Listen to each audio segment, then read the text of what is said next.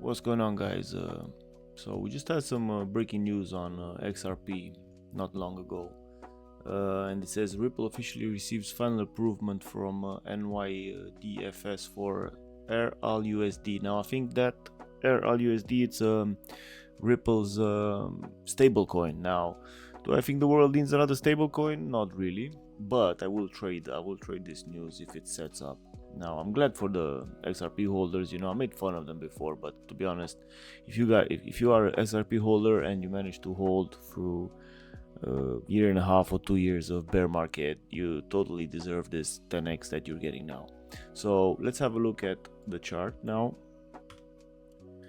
You see, so this is the pump from the news, but what I want to show you here is, so this here is the value area from this move.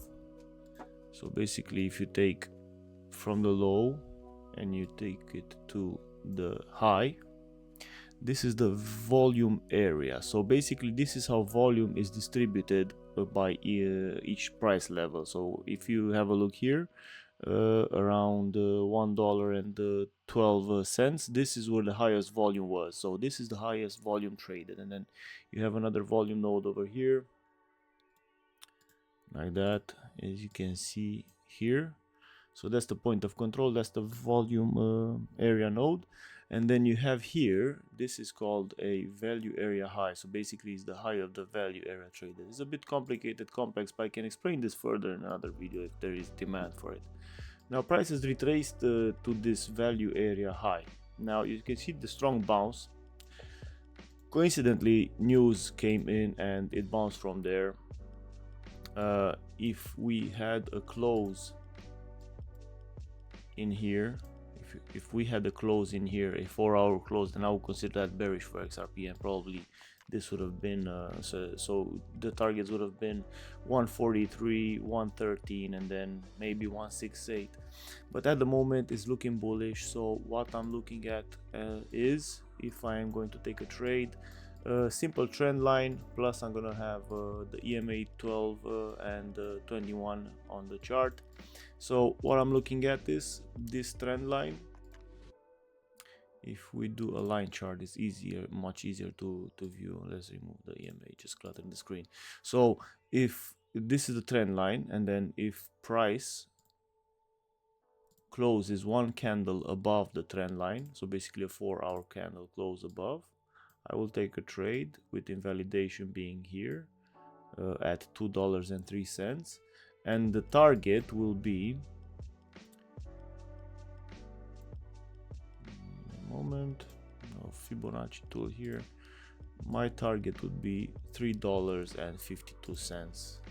2-hour trade, it depends where we catch it. We could either catch it here as it closes, or if it retests and then shoots higher. There's no point to get in the trade now, because at the moment, let me remove this. So at the moment the price action is bearish. We had a high, a low, a lower high, a lower low. So at any point here it could reject from this trend line and form a lower high, which will be no good, and then we'll see where it takes us next.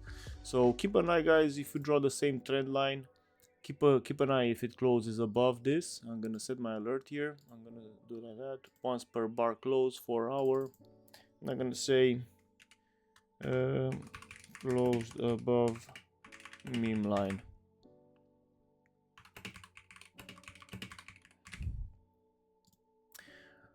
Yeah, so yeah, guys, that's it for the moment. We just watch price action unfold.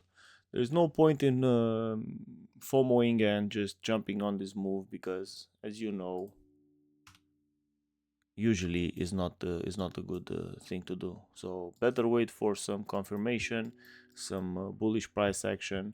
We could even go as far as to say that if we go here, break market structure to the upside, so that means the candle close above this and then enter on a retest. But personally, my system is, if we close above the meme line, like I said, I will take a long. Otherwise, price action is bearish, guys. We're going down.